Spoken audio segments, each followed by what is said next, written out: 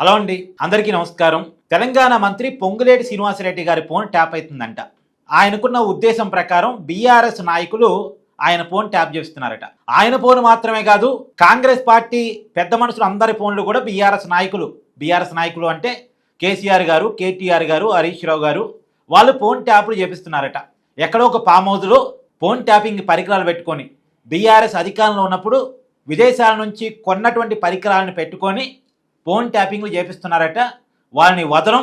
ఆ పరికరాలు ఎక్కడ పెట్టి ఫోన్ ట్యాప్ చేపించినా, ఏ ఫామ్ హౌస్లో పెట్టి చేపించినా, ఏ ఇంట్లో పెట్టి చేపించినా సరే వాటిని మేము ఖచ్చితంగా పట్టుకుంటాం, వాళ్ళని ఎవరిని కూడా వదలమని చెప్పేసి పొంగులేటి శ్రీనివాసరెడ్డి గారు నేను చెప్పారు. ఆయన చెప్పడానికి ఉన్న కారణం ఏంటంటే ఆయన కొంతమంది ఉద్యోగులతో ఫోన్ కాల్ మాట్లాడారు. ఎన్నికల సమయం జరుగుతుంది కదా, మున్సిపల్ కార్పొరేషన్ ఎన్నికలు జరుగుతున్నాయి కదా, ఎన్నికల సమయంలో కాంగ్రెస్ పార్టీకి సహకరించండి అన్నట్టుగా ఆయన వాళ్ళతో మాట్లాడారు. ఆ ఆడియో కాల్ సోషల్ మీడియాలో వైరల్గా మారింది. నేను కొంతమంది ఉద్యోగులతో మాట్లాడితే ఆడియో కాల్ బయటకు వచ్చింది.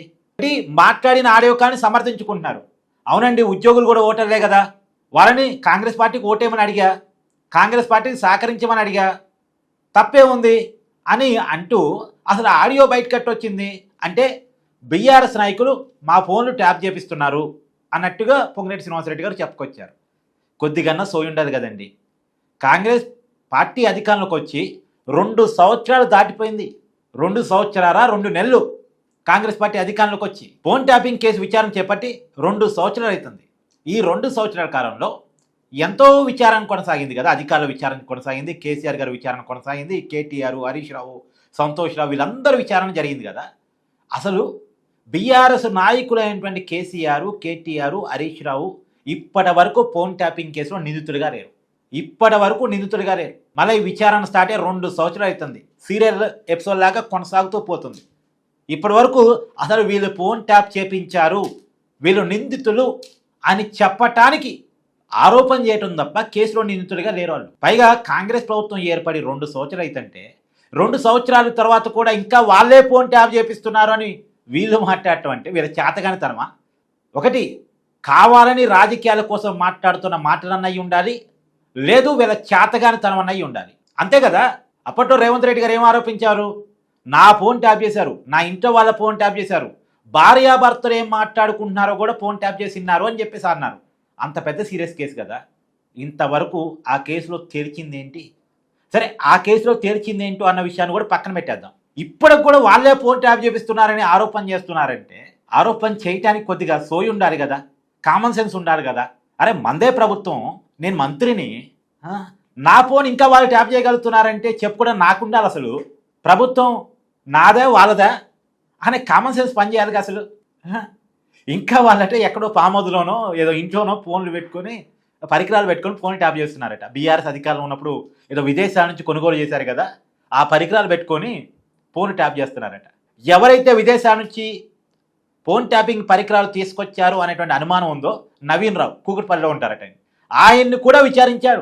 మరి విచారిస్తే కనిపెట్టలేకపోయారా?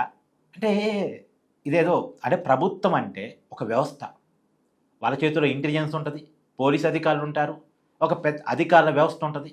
ఒక పెద్ద వ్యవస్థని హ్యాండిల్ చేస్తున్నటువంటి వ్యక్తులు మా ఫోన్లని అపోజిషన్ లీడర్ వాళ్ళు ట్యాప్ చేపిస్తున్నారు అంటే ఇక దీన్ని విచిత్రంగా ఎలా చూడాలి? సో ఏదేమైనా పొంగులేటి శ్రీనివాసరెడ్డి గారి కామెంట్స్ని పొలిటికల్గానే చూడాలి తప్ప అంతకుమించి చూడాల్సిన అవసరం లేదు. రెండోది, అసలు గతంలో చేసిన ఆరోపణలకు సంబంధించి ఏ కేసుని కూడా నిరూపించడంలో కాంగ్రెస్ పార్టీ ప్రభుత్వం ఫెయిల్ అవుతుంది. ఇది రియాలిటీ. కాళేశ్వరం స్కామ్ కావచ్చు, ఇప్పటికీ ఆరోపణ చేస్తారు. కేసీఆర్ గారిని కేంద్రం అరెస్ట్ చేయాలంటారు. మరి వీళ్ళెందుకు రాష్ట్రంలో అధికారంలో ఉండి అన్ని కేంద్రమే చేస్తే రాష్ట్రంలో వేరే చేతుల్లో అధికారం ఉండేందుకు? కనీసం స్కామ్ను బయటకు తీసుకురాలేరా? స్కామ్లో ఉన్న వాళ్ళని అరెస్ట్ చేయలేరా? నువ్వు వేసినటువంటి కమిషన్ విచారణ ఏమైంది అసలు? ఎందుకు అది చించేసి పక్క బొట్టులో పడేసారా ఏంటి? సో ఇలాంటి అనేకమైనటువంటి విషయాలకి కాంగ్రెస్ ప్రభుత్వం నుంచి సమాధానం రావాల్సినటువంటి అవసరాలు ఉన్నాయి. అంతేందుకంటే ఈ ఫార్ములా కార్ రేసింగ్ అది ఏమైందో తెలియదు. గవర్నర్ గారు సంతకం పెట్టగానే కేటీఆర్ గారు అరెస్ట్ అన్నారు. పెట్టారుగా గవర్నర్ గారు సంతకం విచారణకు సంబంధించి. ఏమైంది అసలు? కేటీఆర్ గారు ఈ ఫార్ములా కార్ రేసింగ్ ద్వారా ఏదో ప్రొసీజర్ ల్యాబ్స్కి పాల్పడ్డారని తేల్చగలిగారు, కానీ అవినీతికి పాల్పడ్డారు అని తేల్చగలిగారా? లేదు. ఏ కేసులో సరైన ముందడుగు లేదు, ఇంకా ఆరోపణలే. అధికారం వచ్చి 2 సంవత్సరాల తర్వాత కూడా ఇంకా ఆరోపణలే. కనీసం నిందితులుగా వాళ్ళు ఉంటున్నారంటే, నిందితులుగా కూడా అంటే ఫోన్ ట్యాపింగ్ కేసులో పర్టికులర్గా అయితే నిందితులుగా కూడా ఇంతవరకు కేసీఆర్ గారు, కేటీఆర్ గారు, హరీష్ రావు గారు లేరు. కానీ వాళ్ళు మాత్రం ఇంకా ప్రభుత్వానికి సంబంధించిన మంత్రుల ఫోన్ ట్యాప్ చేపిస్తున్నారని ఆరోపణలు మాత్రం ఇంకా చేస్తూనే ఉన్నారు.